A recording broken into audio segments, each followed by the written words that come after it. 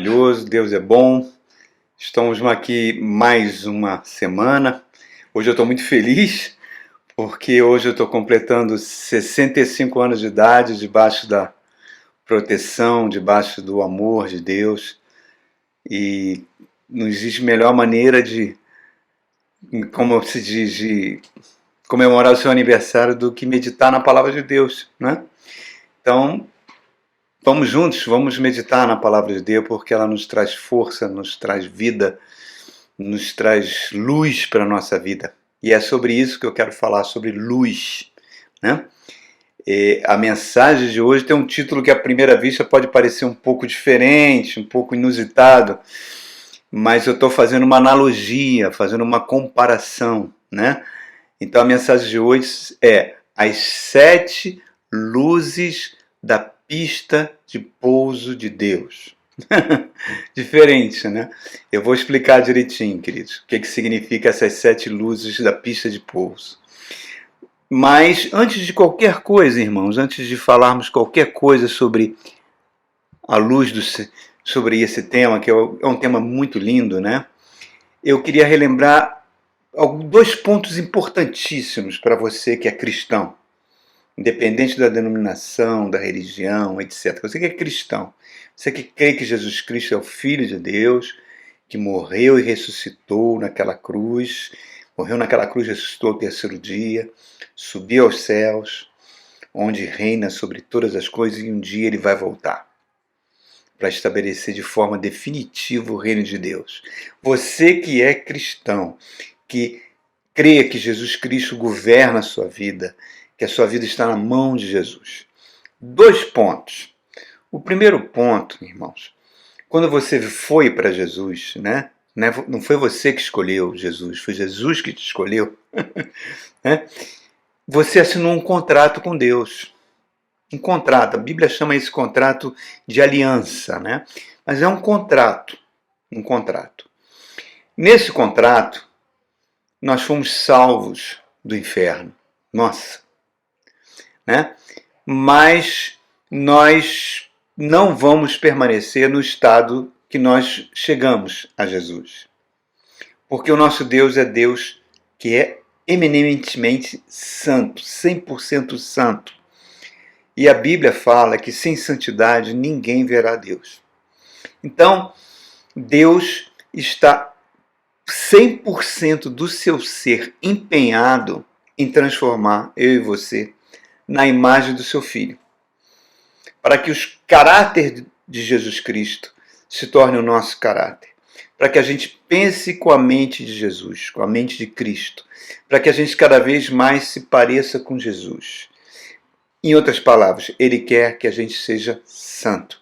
O nome disso é processo de santificação. E Jesus falou uma coisa muito importante. Jesus falou o seguinte: eu sou a videira verdadeira e vocês são os ramos. Sem mim nada podereis fazer. E o meu Pai, falando de nosso Deus, é o agricultor. Quando ele olha um ramo que produz fruto, ele poda esse ramo para que esse ramo produza mais fruto ainda. Se você não permanecer em mim, Jesus fala, esse ramo da sua vida irá secar e vai ser lançado fora para ser queimado no fogo. Entenda, mais claro do que isso, impossível. Né? Mas não é isso que eu quero abordar. Eu quero abordar que eu e você não temos a menor condição de sermos santos sozinhos. Por mais esforço que você faça, mesmo que você suba as escadarias da Igreja da Penha 10.000 vezes de joelho, que você suba aos montes, faça milhões de horas de jejum, enfim, que você procure cada vez, não temos condição de sermos santos. É o que a Bíblia mostra para a gente. Nós precisamos da ajuda de Deus, né? E Deus, sabendo dessa nossa incapacidade, enviou o Espírito dele, a terceira pessoa da Santíssima Trindade, o Consolador, o Cavaleiro, o Deus Espírito Santo, que passou a habitar em mim e em você. Essa foi a grande promessa feito aos profetas bíblicos do Antigo Testamento. O Espírito Santo passou a residir em nós.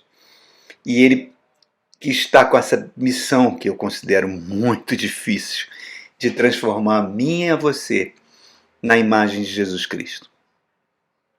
Não é difícil, irmãos? Mas a Bíblia faz um alerta que a gente tem que... Há um grande perigo. O perigo de a gente não querer essa transformação. Não se subordinar ao Espírito Santo de Deus.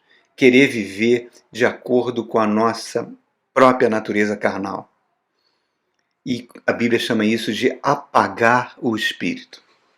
Ele vai se tornando, ele vai se afastando, ele é um cavaleiro, ele vai se afastando e a influência dele vai cada vez sendo menor. Essa é a maior tragédia que pode acontecer com um cristão. Então essa é a primeira coisa.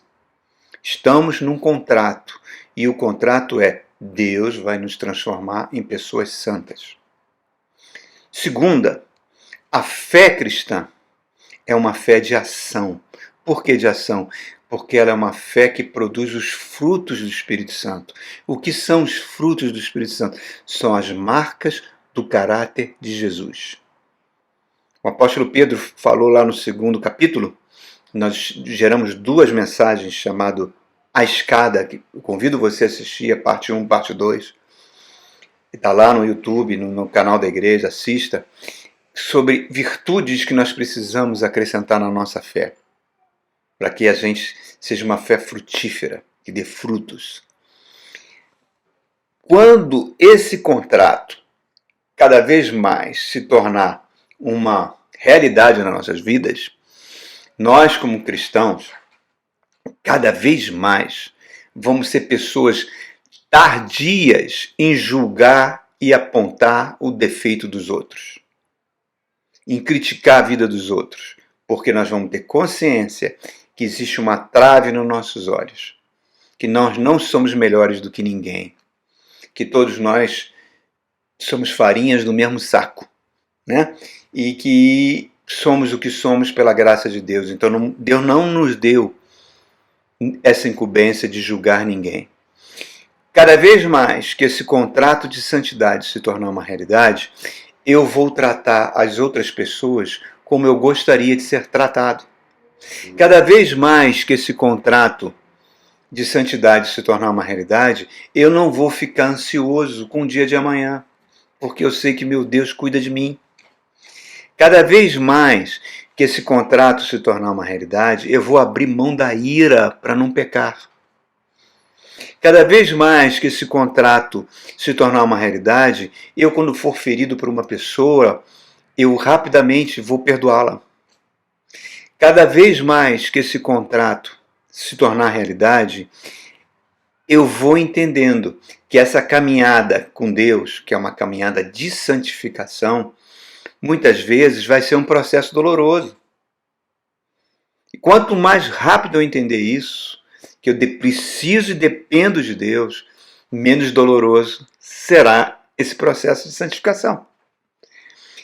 Entender isso, queridos, é vital, vital, para que eu tenha uma vida abundante, que Jesus conquistou para mim e para você. Cada vez que eu dependo mais de Deus, e Jesus mesmo falou, sem mim nada podereis fazer, cada vez mais eu vou ser aquele piloto daquela aeronave que vai ter total confiança nas luzes da pista de pouso. Olha só, está chegando na nossa analogia, né? Para fazer um pouso seguro. Vamos imaginar que a nossa vida é como se nós tivéssemos um avião, fosse a nossa vida, e nós fôssemos o piloto desse avião. Um grande avião. 180 passageiros, 200 passageiros. Aqueles grandes aviões, né? Esse avião está voando na vida, às vezes ele voa pela manhã, aquele céu azul, que a gente chama céu de brigadeiro, né? Sem tempestades, sem nuvens, sem turbulências, todos os equipamentos de navegação, o equipamento de os radares a bordo da aeronave, o GPS, tudo funcionando maravilhosamente. Aí ele se aproxima do pouso, a torre de controle, os operadores da torre, todos bem preparados, orientam ele, ele faz um pouso tranquilo, né? E pousa maravilhosamente bem. Não é? A gente gostaria que nossa vida fosse assim. E muitas vezes a gente podemos associar, né, o fato de termos uma família onde tudo está correndo bem, de forma harmoniosa, estamos recebendo salários muito bons, nossa vida financeira está ótima, nossa saúde está maravilhosa, tudo está dando certo, não é? Aquele céu de brigadeiro na vida. Só que a vida não é assim, queridos. Não é assim que a banda toca. Jesus mesmo falou que nesse mundo passaremos por tribulações. As escrituras sagradas nos garantem que existem dominadores deste mundo tenebroso, forças espirituais da maldade que atuam nesse mundo. Então, o que nós vamos encontrar muitas vezes na realidade é um voo com turbulência, é um voo noturno, é um voo onde tem chuva, onde você perdeu a visibilidade, onde de repente todos os equipamentos que você confiava tanto, seu salário, sua saúde, harmonia, seu bem-estar, de repente tudo isso, o tapete é puxado e você perde a confiança em tudo isso. Os equipamentos de bordo do teu avião dão pane a uma. De repente, a torre de controle, onde você esperava os operadores te orientarem, os operadores entraram em greve, como há 2 anos, há 3 anos atrás no Brasil aconteceu. Greve dos operadores de voo. Não tem ninguém para te orientar o teu pouso. Você não consegue enxergar a pista. A pista é estreita, pequenininha em relação ao tamanho do avião. Jesus falou que a salvação é um caminho apertado, que o caminho que leva à perdição é um caminho largo. Né? Olha como as coisas vão se encaixando. E o teu avião tem que pousar, e a única coisa que vai garantir o teu pouso seguro são aquelas luzes de emergência que estão na pista. Elas vão dar a direção para você, a rota para você chegar e fazer um pouso sem nenhum tipo de tragédia. É sobre isso que eu quero fazer. Eu quero aproveitar essas luzes de emergência que tem na pista de pouso dos aeroportos, que muitas vezes salvaram muitos aviões de desastres, fazer uma analogia com as luzes da pista de pouso de Deus. E eu quero falar de 7 luzes. 7 dessas luzes. Reparem, o apóstolo Pedro fala no capítulo 2, nós já pregamos sobre isso, né? Quando nós falamos sobre a escada, que nós não éramos nem povo, nós não tínhamos misericórdia de Deus, e que agora, graças ao sacrifício de Jesus Cristo, na cruz do Calvário, nós viramos raça eleita, sacerdócio real, nação santa, povo exclusivo de Deus. Então, eu e você podemos embarcar nesse avião santo, nesse avião que voa com as asas do Espírito Santo. Olha que coisa linda, para que você tenha um pouso tranquilo, seguro. Então essas 7 luzes que eu vou falar aqui é uma receita de bolo para qualquer crise que você possa passar. Se você seguir essas luzes que eu estou falando, é uma receita de bolo para que você enfrente qualquer situação na sua vida, irmãos. Aí eu pergunto, por que a gente precisa dessas luzes? Porque como é que eu posso dizer? A nossa capacidade de auto-engano é infinita. O tempo todo nós estamos nos auto-enganando. O tempo todo nós estamos nos auto-sabotando. Temos pregado várias mensagens sobre isso, sobre esse processo de autossabotagem. Muitas vezes nós confundimos o desejo da nossa natureza carnal com a vontade de Deus. Dizemos que uma coisa que é da nossa vontade carnal, que é a vontade de Deus, e não é. Quantas vezes eu vejo irmãos largando igrejas sérias, pastores sérios, porque diz que foi Deus que mandou e não mandou nada. É o desejo carnal da pessoa. Quantas vezes eu vejo irmãos cristãos fazendo negócios que são ilícitos? Quantas vezes eu vejo irmãos cristãos fazendo sociedades que Deus abomina, ruins, que vão trazer sofrimento? E ele diz que é Deus que abriu a porta, é Deus que fez isso, é Deus que fez aquilo. Deus não fez nada disso. Quantas vezes, irmãos, eu vejo pessoas adquirindo hábitos, e esses hábitos vão se tornar vícios, que vão trazer muito sofrimento. Quantas vezes eu vejo cristãos buscando atalhos espirituais, que vão, os verdadeiros caminhos, eu vou estar falando aqui nessas 7 luzes da pista de pouso, ele, em vez de fazer isso, ele busca o profeta de plantão, busca a irmã de oração, busca não sei quem que vai dar um conselho que Deus falou com ela, e ela, a pessoa acredita piamente naquilo, coloca a sua vida na mão daquela pessoa, e a sucessão de erros e tragédias que acontecem, irmãos. Quantas vezes eu vejo cristãos se envolvendo em relacionamentos perigosos, que vão destruir o seu casamento de anos.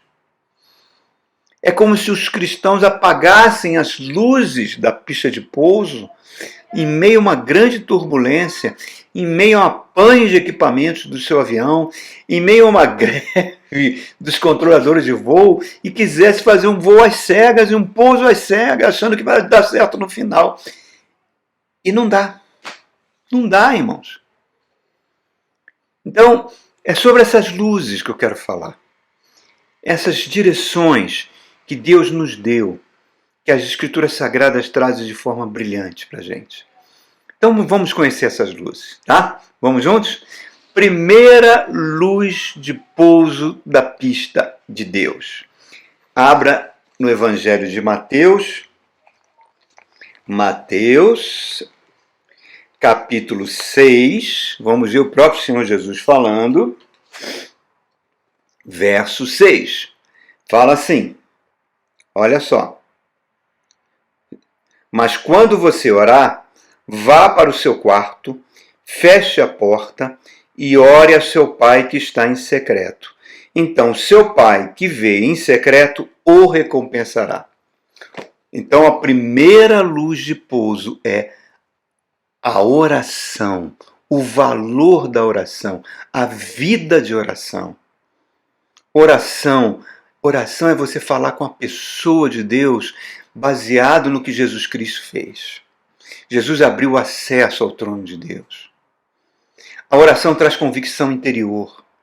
A base do ministério de Jesus, você vê que as principais decisões e momentos na vida do ministério de Jesus foram precedidas por noites na madrugada, Jesus orando, irmãos. Quando ele escolhe os 12 apóstolos, ele sobe ao monte lá e fica a noite toda orando.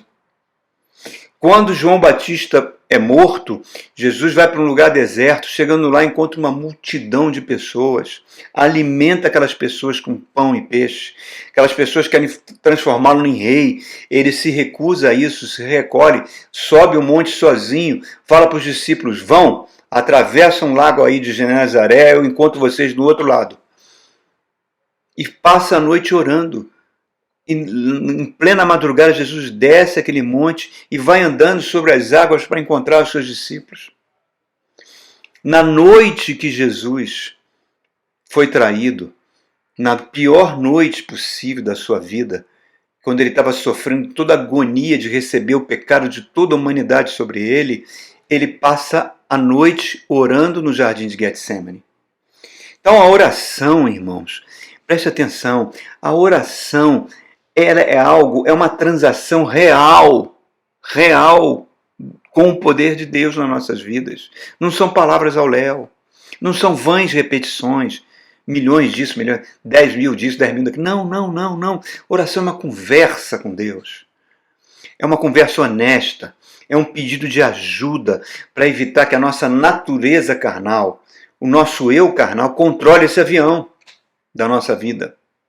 Comande o nosso ser. Ignore a influência do Espírito Santo, apague o Espírito Santo dentro de nós. Então a oração e a confissão de pecados, elas caminham juntas, irmãos. Onde a gente expõe as nossas fraquezas. A oração é sincera. Porque quando a oração é sincera, porque olha só, irmãos, não duvide da inteligência de Deus quando você ora. Porque a Bíblia fala que a palavra nem chegou à sua boca, Deus já sabe o que você vai falar com Ele. E Deus sabe tudo que você está passando na sua vida. Seus desejos, necessidades, Deus sabe tudo, mas Ele quer que você fale com Ele. Então, quando há sinceridade, Deus muda as circunstâncias. Olha o exemplo de Neemias. Neemias está diante do rei Assuero com a cara triste, poderia ser morto ali. Assuero fala para ele: o que você quer que eu faça por você, Neemias? E Neemias rapidamente faz uma oração relâmpago a Deus e pede a Assuero a graça para reconstruir os muros de Jerusalém. Mas se você for lá no livro de Neemias, você vai ver que antes dessa oração relâmpago, ele passou horas orando ao Pai, confessando o pecado da nação, pedindo direção para essa missão. E Deus abriu as portas. Olha Ezequias, o profeta chega para ele: acabou o teu reinado, você vai morrer de uma doença. Resolve teus negócios, terminou o teu tempo na terra. Ezequias vai para o templo, chora, derrama o coração. Deus se compadece para ele, manda o profeta falar: olha, você tem mais tantos anos de vida. Ana, humilhada porque era estéril. A mulher naquela época, a esterilidade era um preço alto de humilhação. Ela vai lá na frente do tabernáculo, derrama o coração diante de Deus. E Deus ouve a oração, ela sai com um semblante feliz, porque ela sabe. Você começa a discernir a voz do Espírito Santo. É lindo demais. E aí ele vai te dando orientação para você avançar. Mais um textozinho, queridos, sobre oração. Abra lá na Bíblia, em 1 de Tessalonicenses, no capítulo 5. O primeiro livro do Novo Testamento que foi escrito foi essa carta. Olha o que a Bíblia nos fala no capítulo 5, no verso 17 a 19. Fala assim, ó. Orem continuamente, na sua versão pode estar orai sem cessar. Deem graças em todas as circunstâncias, pois esta é a vontade de Deus para vocês em Cristo Jesus. E não apaguem o Espírito. Nós acabamos de falar. Não obedecer o que o Espírito Santo está falando conosco. Querer fazer as coisas da nossa maneira. Aprender a orar em situações corriqueiras para você encontrar graça, irmãos. Eu me lembro, uns 13 anos atrás, situações tão bobas, mas que foram tão importantes. Eu me lembro que eu estava fazendo um trabalho de campo num pós-doutorado e eu tinha que fazer análise de solos, ensaios geotécnicos. E eu estava na condição de aluno, não tinha aluno é aluno, sempre será aluno, né? Então eu estava coletando sacos de 10 quilos de amostra de solos aqui no interior de Goiás e estava levando para o laboratório, botando no caminhão e levando para o laboratório, quase 50 daqueles sacos. Eu estava sozinho com o motorista do caminhão. E eu me lembro, era um sábado, eu estava indo para a UNB, né? Na direção lá do departamento. Eu falei: Deus, toca o coração do professor, o professor responsável, que nem estava na UNB naquele dia. Eu nem tinha falado nada com ele. Seria tão bom se ele tivesse mandado os técnicos do laboratório me ajudar a descarregar esses sacos, porque eu sozinho não vou conseguir. É muito peso, é muita coisa. E fiz essa oração, irmão. O caminhão chegou na porta do laboratório, sábado, quem estava lá? Dos 2 técnicos. O professor ligou para a nossa casa e pediu para a gente vir aqui te ajudar. Olha que maravilha. Estou te contando uma coisa boba, irmãos. Nessa época também, nesse período, um pouco anos depois, eu ainda estava na condição de estudante, né? E eu estava terminando meu doutorado. Estava terminando meu doutorado e eu fui participar de um congresso em Aracaju. Consegui um dinheirinho junto ao CNPq para pagar a passagem e fui. E fiquei num hotel baratinho lá, defendi meu trabalho e eu resolvi dar uma volta ali naquele mercado de peixe de Aracaju, que é maravilhoso. E quando eu entrei ali naquele mercado, eu vi umas lagostas lindas, cara, lindas.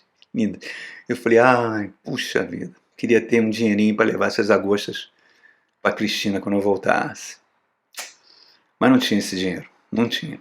Não tinha. Só olhei, desejei, falei, ah, Senhor, como seria bom. Aí voltei para o hotel, porque eu ia embora naqueles dias, já tinha defendido o trabalho, estava tomando banho, aí na recepção me ligam, uma pessoa do Congresso, um coordenador do Congresso, olha, o Wagner, como você defendeu um trabalho, o Congresso está oferecendo uma Kombi para levar os palestrantes até o aeroporto. Você quer? Ah, claro que eu quero. Não vou gastar dinheiro de táxi, claro que eu quero, já estou descendo. Aí desci com as malas, fechei a conta, entrei na Kombi, quando eu estou lá o cara me entrega um isopor, cheio de lagosta, cara. Ele falou, isso aqui nós estamos dando para os palestrantes que defenderam os seus trabalhos, né? Era um terno de 20. Você é um deles, então você está levando lagosta. Ai, meu Deus, é bom demais. Eu estou contando essas coisinhas, mas tem milhares de situações muito mais intensas que a oração de Deus funcionou. E você vai aprendendo a ouvir e a distinguir a voz do Espírito Santo, irmãos. É lindo demais. Segunda luz da pista de pouso de Deus. Abre em Oséias, capítulo 4, verso 6. Oséias 4, verso 6. Fala assim. Vamos ver, irmãos? Deus falando para o profeta. O meu povo foi destruído por falta de conhecimento. Uma vez que vocês rejeitaram o conhecimento, eu também os rejeito. Como meus sacerdotes, uma vez que vocês ignoraram a palavra do seu Deus. Em algumas versões está a lei do seu Deus. Segunda luz da pista de pouso de Deus, para você fazer um voo tranquilo. A única coisa que pode matar o povo de Deus, o diabo não pode matar o povo de Deus. O que mata o povo de Deus é a ignorância na sua palavra, é a falta de conhecimento da palavra de Deus. A palavra de Deus funciona como um filtro de muitas vozes que chegam na nossa mente. Vozes da internet, vozes da mídia, vozes das redes sociais, vozes de falsos pregadores, vozes de irmãos que se dizem santos e não são, vozes que tentam fazer a nossa cabeça, vozes que tentam trazer coisas que não vêm de Deus, que querem transformar a gente. A palavra de Deus, ela serve como um filtro. Eu me lembro que em 1999, há quantos anos tem? Eu estava fazendo um curso sobre inteligência tecnológica na Inglaterra. E eu estava na sala de aula. Não existia o que a internet estava começando, irmãos. Né? E não tinha redes sociais, nada disso. O professor pegou um laptopzinho, botou um aplicativo na sala de aula, juntou os alunos e falou, vamos ouvir agora as vozes das pessoas que estão telefonando aqui na nossa vizinhança. Ligou lá, entrou aquele monte de gente falando no telefone. Ele captando as conversas todas. Ele falou, não, vamos fazer o seguinte, vamos filtrar agora. Eu quero a voz que está... A gente olhou para a janela, escolha um lugar. Aí um aluno, eu quero ali, ó, daquele prédio ali. Isso, então vamos ouvir vozes que estão saindo daquele apartamento lá. Se tiver alguém no telefone, vamos ouvir. Aí ele pegou, botou uma anteninha pequenininha no laptop, direcionada para aquele lugar, e a conversa daquela pessoa invadiu a sala, irmãos. Ele filtrou as outras vozes e só deixou aquela. Isso em 99. A palavra de Deus é isso, é um filtro para que você ouça apenas a voz de Deus, que o Espírito está trazendo para você. Ela é fundamental. Eu não concebo um cristão ter uma vida abençoada sem conhecer a palavra de Deus. Investir no aprendizado da palavra. Eu me lembro quando eu fui ordenado lá em Jerusalém, né, pastor, e eu me lembro que eu estava andando pelas ruas de Jerusalém e eu via nos pontos de ônibus pessoas com gasofilaços, né, coletando dinheiro, rabinos coletando dinheiro das pessoas que estavam no ponto de ônibus. E as pessoas fazendo doações ali. Eu perguntei para o nosso guia, quem é? O que eles estão fazendo? Ah, eles estão coletando dinheiro para as escolas, dentro das sinagogas, para ensinar as crianças a lei de Deus. Por isso que o judeu é próspero. Porque ele investe na palavra de Deus. A palavra de Deus, meu irmão, é a base, é o nosso filtro nesse mundo. Deus chegou para Josué, Josué, eu sou contigo. Assim como fui com Moisés, serei contigo. Onde você for, botar a planta dos seus pés, onde colocar suas mãos, eu serei contigo, será teu, você vai conquistar, você vai vencer tudo. Eu vou te abençoar. A única coisa que eu vou pedir para você, Josué, medite na minha palavra dia e noite. Então, meu irmão, esse é o maior investimento que você pode fazer. A palavra de Deus. Segunda luz da pista de pouso. Valorize a igreja que você está, que prega a palavra de Deus. Se o teu pastor é um homem de Deus, ensina a palavra, valorize isso, irmão. Dê o suporte, dê o apoio. Que isso será bênção na sua vida. Terceira luz de pouso para você. Valorize, anda junto com a segunda, valorize a pregação da palavra de Deus. Reserve tempo na igreja para você ouvir a palavra de Deus. Eu sei que nós estamos vivendo um ambiente de falsas mensagens, de falsos pregadores, de falso evangelho. Produzimos um vídeo baseado no segundo capítulo da segunda carta de Pedro, chamado Falso Evangelho. Convido você a ouvir esse vídeo de novo aqui no canal da igreja. Mas reparem, a palavra de Deus, desde que eu me converti, irmãos, eu paro tudo para ouvir a palavra de Deus. Isso que nós estamos fazendo aqui. Porque eu sei que Deus vai falar comigo. Deus vai usar aquela pessoa que está no púlpito. Se aquela pessoa for um homem de Deus, uma mulher de Deus, for uma pessoa séria, uma pessoa que teme a Deus, uma pessoa que buscou a Deus em oração e está trazendo a mensagem, eu tenho certeza que Deus vai falar comigo, porque o Espírito Santo usa a palavra, a Bíblia chama a palavra pregada de espada do Espírito Santo. O livro de Hebreus diz que ela faz separação entre alma e espírito. Ela separa o nosso psique, as nossas emoções, daquilo que está vindo do Espírito Santo. É fundamental. E a palavra de Deus é a presença do próprio Cristo na igreja. A palavra de Deus é o verbo que se fez carne presente na igreja. A palavra de Deus faz que ela traz cura, ela traz libertação. Eu gosto muito daquele personagem da Bíblia, o filho pródigo, né? O filho pródigo foi aquele camarada que resolveu viver de forma independente do pai. É nós querendo viver de forma independente de Deus. E o filho pródigo transformou a sua vida num chiqueiro de porcos. Até o momento que ele cai em si, não é? Que a sua mente é transformada, que a sua mente sofre um novo pensar, que sofre uma metanoia, ele se arrepende, ele cai em si. É isso que a palavra faz, ela produz um novo pensar. Romanos capítulo 12, o apóstolo Paulo grita, fala, rogo-vos, irmãos, não vos conformei com o presente mundo, mas transformai-vos pela renovação da vossa mente. A nossa mente só pode ser transformada por meio da palavra de Deus. A palavra de Deus faz isso, irmãos. Valorize se você está numa igreja, o seu pastor é um homem de Deus e está se empenhando em pregar a palavra. Irmãos, isso é um tesouro que você não pode abrir mão. Por comodismo, tem gente que se muda de igreja porque quer uma igreja mais pertinho, porque não sei o que lá, porque o filhinho não gostou da escolinha. Meus irmãos, isso não é importante. O mais importante é você. Você que é mãe, que é pai, que é adulto. Você precisa ser alimentado pela palavra. Então valorize a palavra de Deus. Essa é a terceira luz de pouso.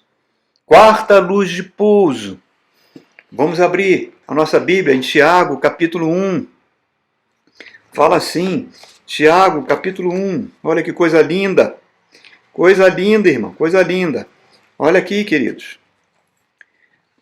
O meio-irmão do nosso Senhor Jesus falando. Tiago, verso 5 e 6 do capítulo 1. Diz assim, ó. Se algum de vocês tem falta de sabedoria, peça a Deus, que a todos dá livremente, de boa vontade, e lhe será concedida. Peça, porém, com fé, sem duvidar, pois aquele que duvida é semelhante à onda do mar, levada e agitada pelo vento. Não pense tal pessoa que receberá coisa alguma do Senhor, pois tem a mente dividida, é instável em tudo que faz. Então ele está falando, peça com fé. Então repare, a fé vem pelo ouvir a palavra. Então uma luz de pouso está conectada à outra. Sabedoria espiritual, sabedoria que vem do alto. Essa é a quarta luz de pouso. Nós não temos. O livro de Provérbios está lá o rei Salomão dizendo, eu sou um homem tolo, eu estou cansado, eu não tenho sabedoria, eu preciso de sabedoria que vem do céu. Porque sem sabedoria que vem de Deus, é só a sabedoria humana, nós vamos cometer falhas, nós vamos trazer problemas, vamos trazer dores, vai gerar cansaço. Porque a nossa capacidade de se meter em problemas diversos é muito grande. A gente não perde o discernimento de ver que aquela porta está fechada, mas a gente quer forçar a porta. A gente quer abrir a porta, quer meter o pé na porta. E não consegue enxergar as outras portas que estão abertas por Deus. Por quê? Porque falta sabedoria. Quantos anos eu forcei portas na minha vida, irmãos? Um esforço hercúleo e consegui uma vez ou outra, consegui uma pequena bênção, mas só trouxe fracasso e sofrimento. Por quê? Porque faltava sabedoria. Eu preciso da sabedoria que vem de Deus, que eu busco nas orações, que eu busco na palavra, que eu busco de ouvir a palavra, que na pregação tudo isso está conectado, são as luzes da pista de pouso de Deus, para o teu voo ser seguro.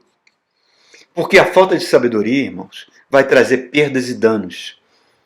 Danos nos seus relacionamentos, danos com o seu cônjuge. Você pode destruir sua família, porque você não vai ter sabedoria para evitar certas tentações. Você não vai ter sabedoria para fazer certas dívidas que você não deveria fazer. Você não vai ter sabedoria para não enxergar o mal que está por detrás de uma aparência de bondade. Sabedoria. Peça a Deus com fé. Quinta luz de pouso. Abra comigo, irmãos, em primeira carta aos Coríntios, capítulo 12. Diz assim a Bíblia. Coisa linda. Eu amo a Bíblia. Verso 10 diz assim, falando sobre os dons espirituais que são dados à igreja. Fala assim no verso 10. Há outro poder para operar milagres. Há outro profecia. Há outro discernimento de espíritos. Irmãos. Irmãos. É o que a igreja do Brasil mais precisa. Discernir espiritualmente os espíritos que estão influenciando as pessoas. Mas eu vou pegar um outro texto para reforçar o que eu estou falando. Abra lá no final da sua Bíblia, na primeira carta de João, capítulo 4, o apóstolo João fala isso, no verso 1. Amados, capítulo 4, verso 1. Amados, não creiam em qualquer espírito, mas examine os espíritos para ver se eles procedem de Deus, porque muitos falsos profetas têm saído pelo mundo.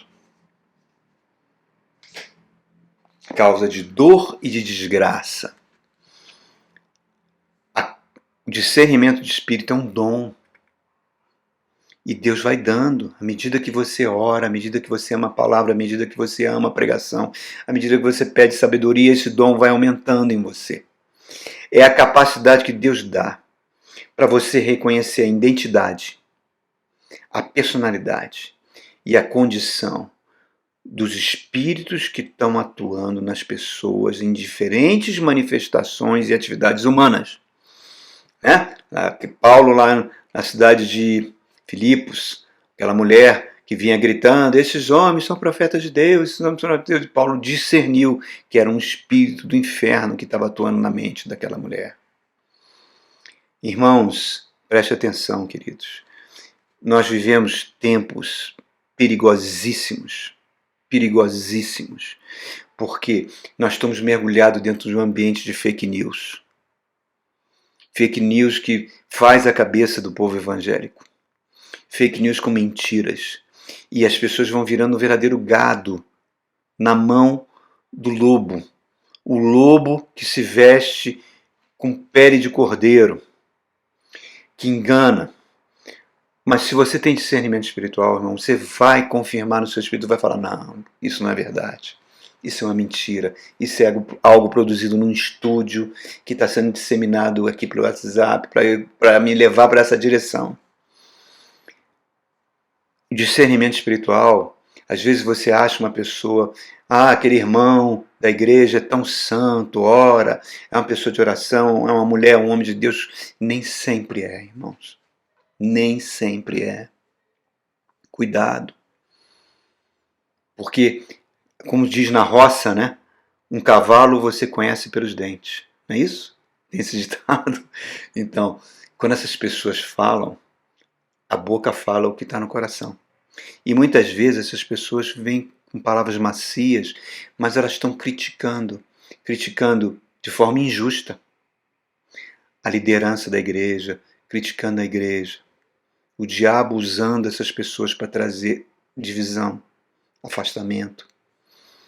A quantidade de crentes que saem de igrejas boas por problemas infantis, de fofoca, e não consegue criar raiz em nenhuma igreja, irmãos.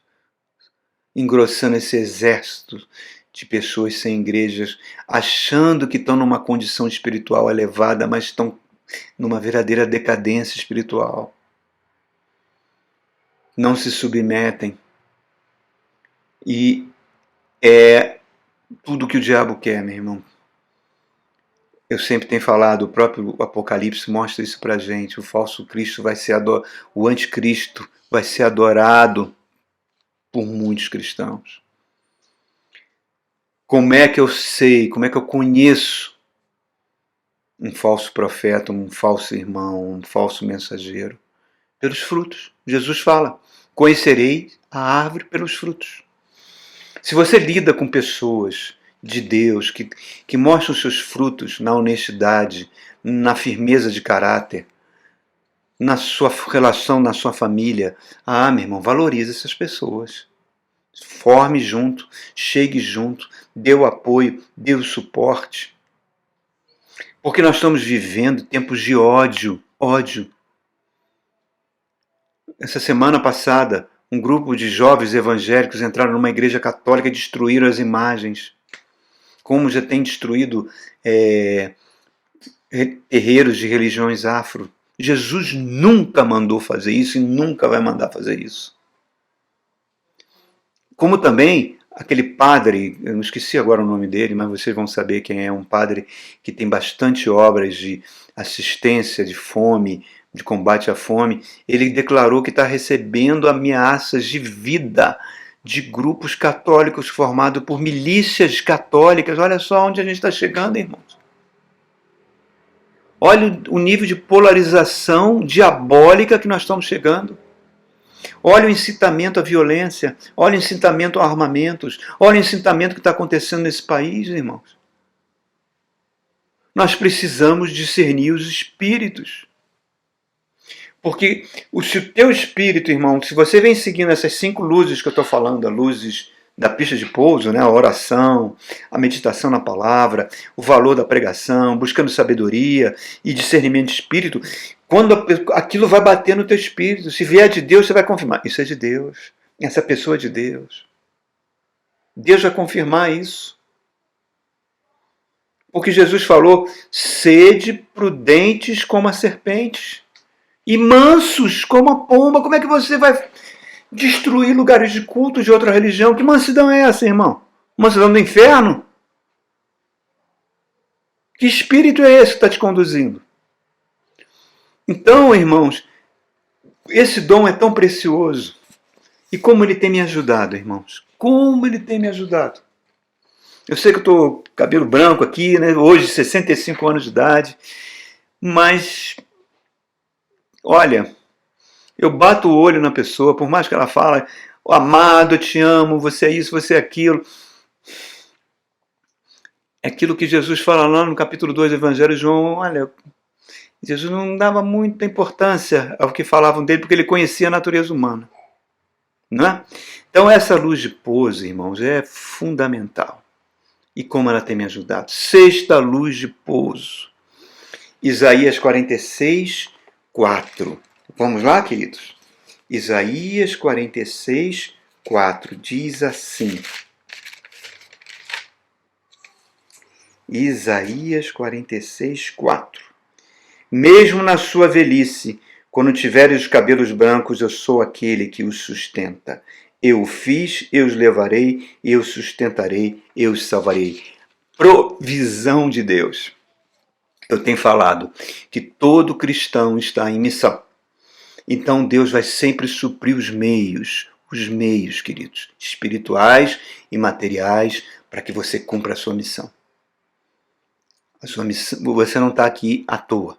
Deus está te usando.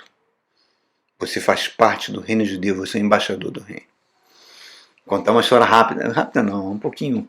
Não é tão rápida assim, mas acho que vale a pena para ilustrar isso. Eu era obreiro numa igreja e eu gostava de ser obreiro na porta ali, recebendo as pessoas. E eu já era oficial da Marinha, da Reserva, e estava terminando meu doutorado. Estava fazendo faculdade de teologia à noite e doutorado pela manhã na UNB. E eu queria muito prestar concurso para ser professor da Universidade de Brasília. Sempre quis. E tentei várias vezes e não consegui. Eu não sei se é por causa da minha idade, não sei se era por fato de ter sido ex-militar, não sei. Não consegui. E eu procurei a liderança daquela igreja, um bispo que estava lá em visita, pedi para ele orar, ele olhou para mim, não, Deus está falando comigo que você não vai ser professor do UNB, porque Ele quer que você seja pastor dele. E aquilo eu falei, Senhor. Aquilo batia no meu coração, eu ficava triste, eu falei, não é possível, será que Deus não quer? Mas não batia, eu não sentia paz naquilo. Aí um dia, irmãos, fui dormir e tive um sonho.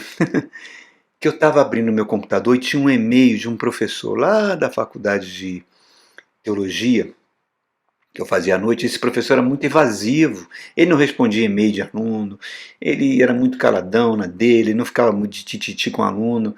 Enfim, eu recebi um e-mail, no sonho, que eu abri meu computador e tinha um e-mail dele. E eu fui ler o texto do e-mail e disse o seguinte, Wagner, quando é que você vai abrir a sua igreja? Eu achei aquilo estranho, que sonho doido. Acordei e falei com a Cristina. A Cristina tinha um sonho, aquele professor tal, sabe, aquele que nunca responde e-mail, não sei. Ele mandando um e-mail quando eu vou abrir minha igreja.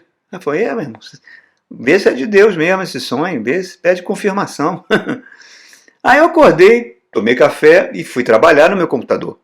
Abri o meu computador, fui ler meus e-mails. E o que eu vejo, irmão? Um e-mail do professor. Desse professor. Eu já levei um susto. Quando eu cliquei no texto, ele dizia o seguinte, Wagner, quando você vai abrir a sua igreja? Ponto de interrogação. Eu fiquei, cara, confirmando, que negócio é esse? Aí eu respondi na hora, olha, sonhei que você falou isso comigo, hoje à noite, no intervalo de aula, eu quero falar contigo. Chegou a noite, eu procurei aquele professor, falei, cara, eu quero falar com você. Ele mandou todo mundo, despediu dos alunos, entrou e fechou a porta. E falou assim, sim, Wagner, pô, rapaz, eu sonhei com isso. Eu tenho um recado de Deus para você. Deus está querendo que você abra a igreja, você nasceu para isso. Ele falou, cara, eu falei para ele, olha, eu estou fazendo essa faculdade de teologia aqui, eu convivo com tantos pastores, cara. Os caras passando necessidade, os caras dependendo dos dízimos da igreja, e as igrejas não dão, eles passam necessidade com eles, com a família. Cara, eu não quero isso para minha vida. Eu passei muitos anos na Marinha, tive uma vida, muito tempo no mar, eu perdi nascimento de filho, eu já estou coroa de cabelo branco, eu não quero mais enfrentar isso não, meu irmão. Eu quero abrir, mas eu não quero isso. Deus vai suprir a sua necessidade. Você vai receber um segundo emprego que vai suprir essa necessidade sua. E você vai poder abrir a sua igreja sem depender disso. Rapaz, ele falou isso. Eu, tudo bem, guardei. Passou-se uns meses. Era a quinta vez que eu tentava o concurso para professor da UNB. E naquela quinta vez eu me lembro que eu estava estudando, me preparando. Minha filha, pai, você já passou, tentou 5, vai ser a quinta vez, toda hora eles estão te envergonhando, não deixam você passar. Mesmo você tire notas boas, pai. Desiste disso. Vai viver a sua aposentadoria aí, da sua reserva na Marinha. E eu fiquei com aquilo. Puxa vida. Aí tentei a quinta, não passei. Passou mais um tempo, surgiu o 6º concurso. Eu falei, eu vou tentar mais uma vez. E na véspera do concurso, meu irmão, quando eu ia estudar, aconteceu um problema na igreja que eu congregava. Um diácono teve um problema com o pastor. O diácono ligou, pastor, vem aqui na minha casa. Eu falei, ai meu Deus, eu tenho que estudar para a prova amanhã. Aí a minha esposa, o reino de Deus em primeiro lugar, vai lá atender. E lá fui eu na casa do diácono. Socorri, atendi, oramos juntos, voltei. Não dava mais tempo de estudar. A prova era domingo de manhã. Falei, tentei tantas vezes. E fiz a prova. E passei. Hoje já fazem 11 anos que eu sou professor da UNB. E logo em seguida, abrimos a nossa igreja, a Igreja Batista Palavra da Graça. Essa aqui vai fazer 10 anos agora. Deus é bom, irmãos. Ele dá o sustento. Essa é a provisão de Deus. 6ª luz e a última luz, para finalizar, é Filipenses capítulo 4, versos 6 e 7. Isaías 55, nosso Deus fala, a minha palavra não volta vazia, ela faz e irá prosperar naquilo que eu designei. A palavra de Deus é isso, irmãos. Então, olha lá em Filipenses, capítulo 4, versos 6 e 7, diz assim,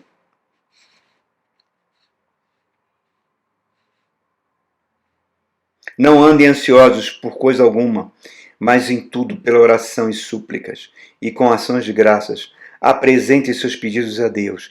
E a paz de Deus, que excede todo entendimento, guardará o coração e a mente de vocês em Cristo Jesus. Paz de Cristo, paz sobrenatural. As pessoas precisam desesperadamente de paz. Vide os recordes de remédios de tarja preta, de vendas de tranquilizantes, né, e vários remédios que estão atuando na mente humana, consultórios de terapia lotados, pessoas fazendo procedimentos cirúrgicos porque não estão satisfeitas com a sua imagem.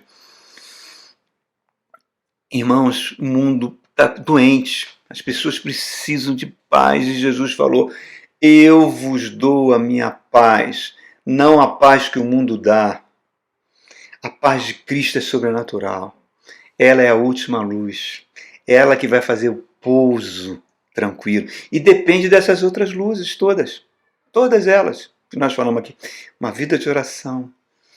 Uma vida que ama a palavra de Deus. Uma vida que ama a pregação da palavra de Deus. Uma vida que busca a sabedoria que vem do alto. Uma vida que tem dom de discernimento de espírito. Uma vida que depende da provisão de Deus. Tem a última luz, que é a paz de Cristo. Então, toda decisão que você tomar na sua vida, irmãos, toda, vai estar baseada na paz, nessa paz maravilhosa que Deus tem. Essas são as 7 luzes da pista de pouso. Para o teu avião pousar tranquilo. Pode ter greve de controlador, pode ter tempestade, tormenta, os equipamentos de bordo darem pane. Deus vai te levar para um lugar seguro. Deus é contigo. Ame essas 7 luzes. Esse é o presente de aniversário que eu recebi e estou dando para vocês. Deus abençoe. Deus é bom.